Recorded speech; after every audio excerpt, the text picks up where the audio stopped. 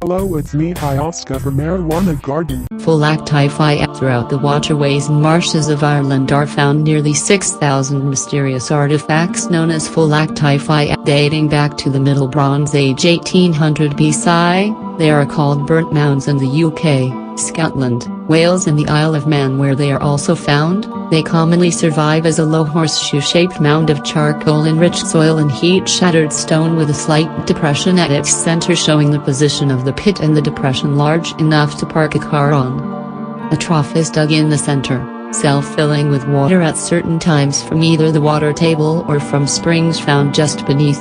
Radiocarbon dating indicates that the majority of Fulachtai Fia were constructed during the mid to late Bronze Age 1500 BC to 500 BC, though some Neolithic examples are known. However, some were still in use up to medieval times. They are the most common archaeological sites in Ireland, with over 4,500 recorded examples, of which some 2,000 are found in County Cork.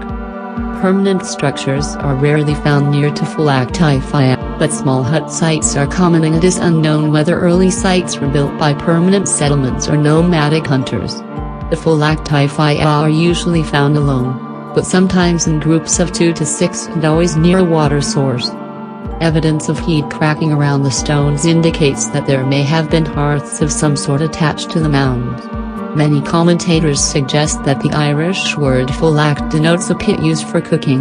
Fiadh in Old Irish meant something like wild, often relating to animals such as deer. However, all commentators acknowledge significant difficulties in deriving a genuine etymology for the word fulacht, as some historical references clearly use the term fulacht to describe a cooking spit.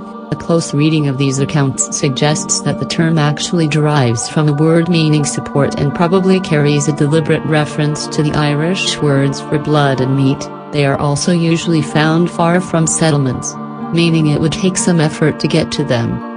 In the field, extant burnt mounds are noted as low grassy mounds which can be circular or crescent-shaped. Size varies from sites which are only a few meters in diameter to those which can be upwards of 30 meters. The usual location of burnt mounds is close to a water source, such as a stream or lake, or simply in low-lying boggy ground. Due to the extensive agricultural activity which much of Ireland has seen, burnt mounds are often ploughed at and leave no trace on the ground surface. In this case, if the land is topsoil stripped, the remains of the burnt mound will be seen as a shallow deposit of heat-shattered stones which lie within a charcoal-rich black soil. That's about all we know about them for sure. People have proposed that they were used for cooking by hunting expeditions or perhaps for textile production. Others think they may be breweries or that they were used as saunas or swath houses. But as of yet, no conclusive answers have been found. It's possible that Fulachtai Fia had multiple uses: cooking, bathing, dyeing, or anything involving hot water. Other theories suggest that the sites may have been used for bathing, the washing and dyeing of cloth, and leather working. Supporters of these theories point to the fact that no remains of foodstuffs have been found at the Fulachtai Fia sites. A number of the Fulachtai Fia pits are approximately 1 meter wide by 2 meters long and maybe half a meter or more in depth. However, size can vary a great deal from site to site, from rather small pits lined with stones to pools conceivably large enough for people to bathe in.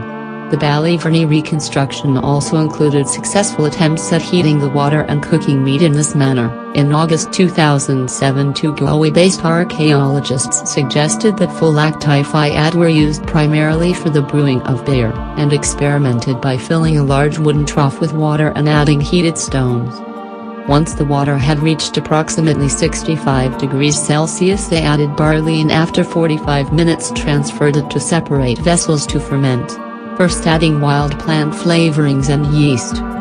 Some days later they discovered that it had transformed into a drinkable light ale. What is clear is that large quantities of hot or boiling water were produced, and the sites often had long periods of use, as attested by the large mounds of stone.